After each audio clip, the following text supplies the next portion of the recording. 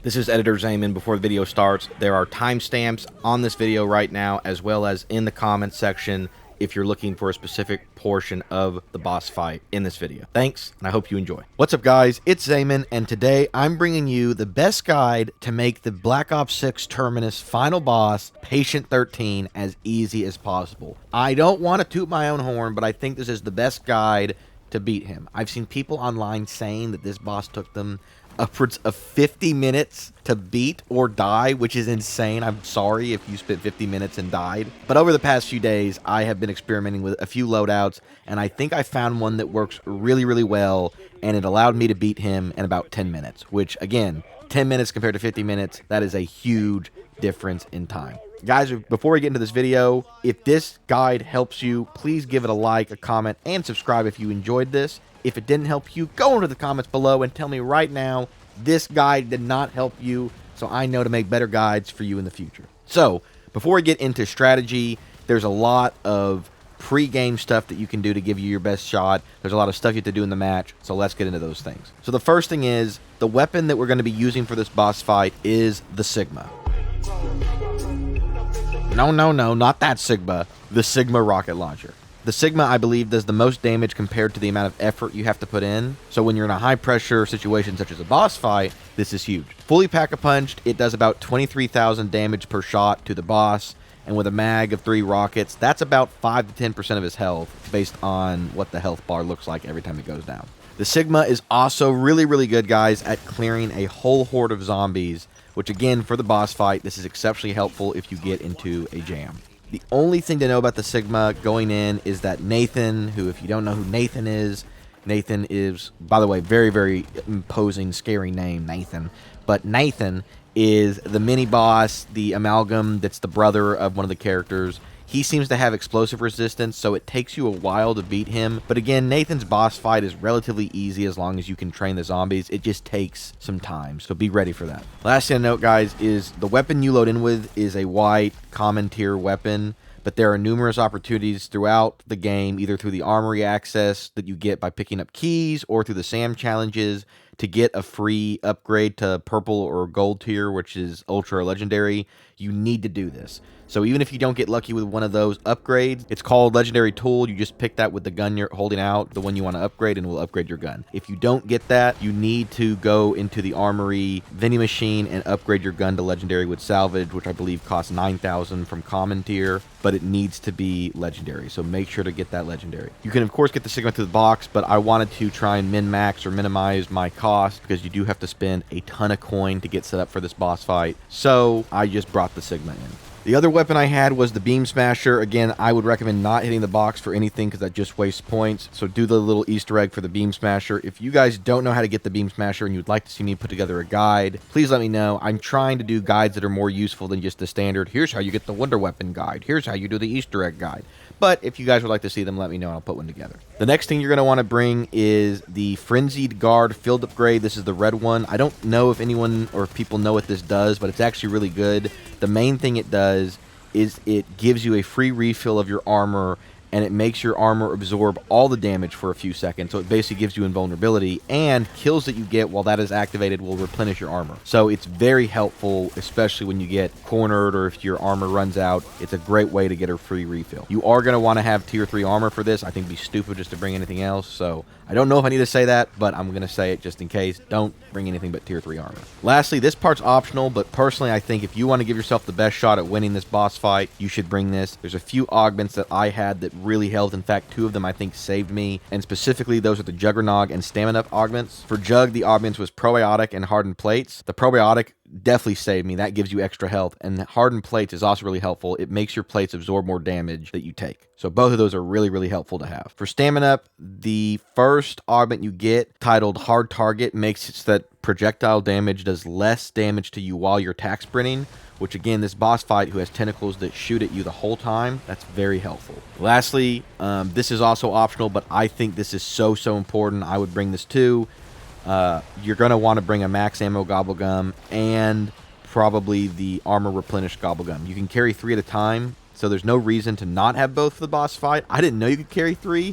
and so I only had the max ammo, and that actually definitely saved my life and helped me beat the boss, but there's no reason to not have both. So as I was saying, guys, you can get the Sigma on the map through dig spots or through the box, but I didn't want to leave it to RNG. I wanted to try and do this as fast as possible, so I just brought it in. Now for the boss fight, like I was saying, there's a lot of setup. Both weapons need to be tier 3 pack-a-punch. The rocket launcher, the Sigma, should have the dead wire ammo mod. Dead wire does more damage to him. You can't add an ammo mod to the beam smasher. If you don't want to bring the beam smasher, then of course bring dead wire, but I feel like having the beam smasher is just a smart decision as kind of a backup gun. Also, as far as kill streaks, everyone I see online is saying to bring the chopper gunner. Absolutely do not listen to them. Bring the mutant injection. It is so much better. I brought the chopper gunner, and in the third phase of the boss fight, the boss just straight up destroys your chopper gunner, and you don't really need it during the first 2 phases, whereas the mutant injection gives you basically invulnerability for a few seconds. You do a ton of damage with it, and you're actually able to shoot the boss in his crit spots. So don't listen to anyone online saying to bring the chopper gunner. Bring the mutant injection. It is a much smarter choice for the boss fight. Also bring monkey bombs. I think you can also bring the Gersh device. I've never tried it. I don't know if you can buy more than one or not, but whatever one you can buy the most of between monkeys or the Gersh, bring that. Last thing to note, guys, I beat this, and in this video, this is a solo boss fight run, but I have played this with friends. The steps really are not that much different. It plays the same either way. The only thing I would say is you maybe don't need to bring 2 Sigmas if you're playing with a friend. Maybe one friend brings, a high damage gun, and the other one brings a Sigma. That way you can kind of spread out the versatility of your loadouts. But regardless of if it's solo or squad, this general strategy for this boss fight will stay the same. So, now onto the boss fight. The boss arena, guys, is a big square, as I'm sure you know. The boss is in the center, but depending on where you move around the boss fight, the boss is going to move. One thing I will say is when you're trying to navigate all the hordes of zombies and his attacks, he might move if you walk too close to the edge. While it sucks to see him move, this is important. Do not kill yourself to hit shots if he starts moving.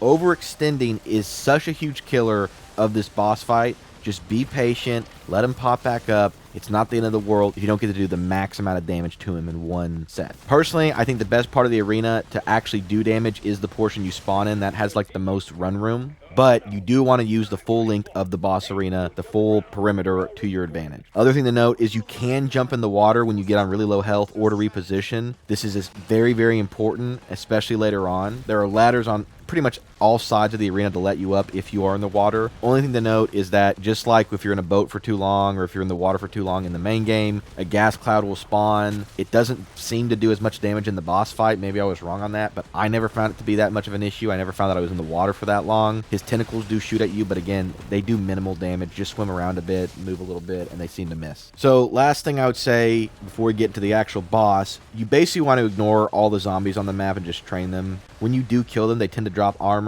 and ammo, and so the only time that I kill them is when I'm low on those items. When the boss dips down in between phases, this is absolutely the time to kill them. But what I would say is during the actual boss fight, if you time it right, the boss's attacks will actually kill the zombies. And so what I try to do is I would get the horde kind of piled up, and I would bring them right into the middle of his strike zone when he was attacking. So he would wipe out the horde, and then I'd jump out and do a lot of damage to him. So now, on to the actual boss fight. So the boss has 3 phases. After the first 2 phases, he will drop down. There'll be some dialogue. It takes longer than what you'd think for him to pop back up, but as soon as he pops back up, a max ammo will spawn where you start the boss fight. This is very important. The max ammo will despawn. I found this out the hard way in one run and ended up dying. So grab it as soon as it pops up. Don't try and save ammo. This is why you have an extra ammo gobble gum to prevent running out of ammo in the long term. The boss also, as I mentioned before, has tentacles in the back shooting projectiles at you during the fight. A lot of YouTubers or guides say to destroy them. I think this is a complete waste of ammo and time. They don't do that much damage, especially if you bring the stamina up augment. You mitigate most of the damage just by attack sprinting, but don't waste your ammo on them. They don't do that much. They pop back up pretty quickly after they go back down. When you destroy one, the next one comes up pretty quickly. So it really is just a waste of ammo. I would not recommend even worrying about the other tentacles. So now, the first phase.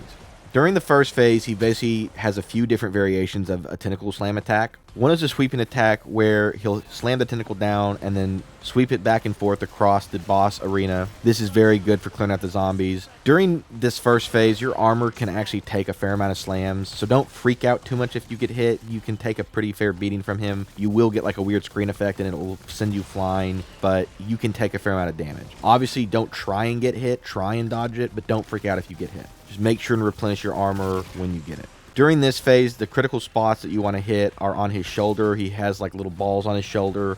One will open up or two will open up and glow red. That's what you want to hit. Don't waste time shooting him. Just go for the crit spots on his shoulders. How I play this out with the crit spots, because they do switch back and forth between shoulders, is if I couldn't have time to switch to the Sigma, I would just use the Beam Smasher and kind of run around quick like a little mosquito and pick off damage here or there. And then let's say when his attack would wipe out the horde and there'd be like a moment of reprieve, then I would get up close, pull out the Sigma, and unload on the crit spots. Like I said, the Sigma does a ton of damage. You wipe out his health when you do that. Once you've done enough damage, he will dive underwater for about 30 seconds. You'll get some dialogue, like I said, and then the max ammo will spawn in the start of the boss fight. During this time, don't just waste time training the zombies. It's actually important. Use what ammo you have left to kill them, because like I said, they drop armor. You want to have your armor reserves replenished after this portion. So use your time to kill zombies and get your armor back. And now, on to phase 2. So when he initially pops up, he's covered in like this weird orange lava texture, and he doesn't take a lot of damage, except for in his mouth, which is glowing gold. So basically, this I found was free damage. I don't even know if he attacks during this. He might attack, but it's essentially free damage, especially with the Sigma. You just get far enough away when he pops up and just spray into his mouth, and even the Beam Smasher does a fair amount of damage. And this step goes by fairly quickly, and then he goes to the next part of phase 2, which can be signified because he loses his weird lava effect. During this part of the phase, he basically retains the same attacks from the first phase, except they feel longer and they might be a bit faster, and his critical spots are way easier. They change to 2 tentacles growing vertically from his back, and they glow yellow when they're vulnerable. If you're using the Sigma, this is probably the easiest phase because it straight up obliterates those 2 tentacles, and since he attacks faster, you can basically lock him into an attack animation, run to a different part of the arena so he won't move as quickly, and then just spray at the critical spots on his back. Last thing to note, for phase 2, manglers do start spawning. This isn't a huge deal, but just something that you should know. The Sigma does not do the most amount of damage against manglers. It does more damage against amalgams. So for the manglers, I would just use the Beam Smasher to kill them if they get in the way. Once again, he will go back down after you do enough damage. Use this time again to stock up for armor. This is your last chance to do it because during phase 3, you will have absolutely no chance to do it. So you want to have 3 armor reserves heading into this with max armor. Now, phase 3 is what I would call the destroyer of runs. I'm sure most of you watching this video have died to him in this specific part more times than you can count. I died pretty much every single time I did the run in this part of the fight. In this part of the fight, he still has his base tentacle attacks that he very rarely uses, but he pretty much spams back and forth 2 insta-kill attacks. The first is a charged bomb attack, and the second is a tongue attack where he sucks you in his mouth. For both of these, you need to hide from him, albeit a little bit different in both. During the charged bomb attack, you can hide behind the boxes in the arena or, very important, in the water. During the charged bomb, don't try and shoot him. Once you see him start to charge it up, just go and hide. And this is, again, why the water is so important. We'll touch on that in a minute. During the tongue attack, as long as you aren't in the middle of the arena, you should be fine. His tongue seems to only hit the middle, so you can kind of, once he locks into that animation, you can pop out on the sides and then just crit his shoulder. We'll get to that in a minute. So, why is the water so important? Well, during this phase, the amalgams spawn. As you guys know, the amalgams can pull you closer to them. If you're hiding behind a box, and this happened to me more than once, I was hiding behind the box while he was charging the bomb. The amalgam pulled me out into the middle of the arena, and he set the bomb off, and I died. So, in my opinion, the best place to hide is just the water. There's basically nothing going on down there. You don't really take that much damage. His bomb attack kills all the mobs that kind of gang up on the ladder, and so it's basically a free climb up if you climb up as soon as his bomb goes off. So make sure to do that. Also key, and it's only accessible via the water, you can actually get to the back of the boss arena during this fight. This is so important.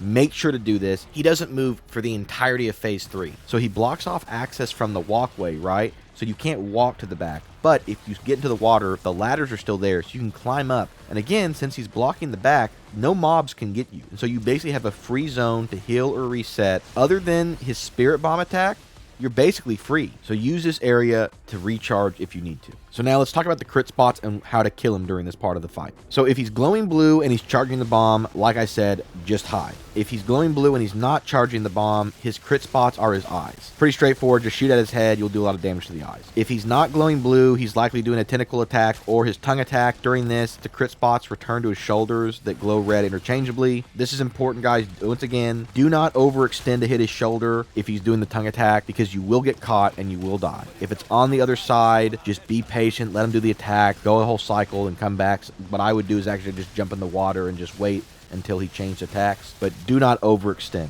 If you have to cross the arena, tack sprint across, get over there quickly, slide, dolphin dive, do whatever you can to get over there as quick as possible. Lastly, like I said, he does slams. This is pretty much the most safe it will be in the arena. While he's doing slams, try, if he gets locked to that animation, try and hit his crit spot. Either way, if it's his eyes or his shoulder, that's a good time to hit it. Now guys, this is where the gobblegums and the field upgrades really come in order during this fight, because you really don't have a lot of room to try and breathe. And so like I said, I only had the max ammo gobblegum, but as you'll see in this clip that's playing of me, it's the sole reason I won this boss fight. I was running out of armor, I didn't have much more health, my field upgrade wasn't ready. That's another mistake. I didn't have it ready for the boss fight. You should make sure to have the field upgrade ready for the boss fight. But I managed to pop the max ammo gobblegum, and as you can see, the Sigma does so much damage that I was able to clutch it out just with a magazine. Again, guys, I cannot overstate how much time you will need to spend in the water during this phase. Most of phase 3 is spent in the water, so do not hesitate to just jump in the water, be safe, and reheal. Best piece of advice I can give, guys, be very patient, hit the crit spots, keep your ammo and armor reserves full, especially using gobblegums and the field upgrade.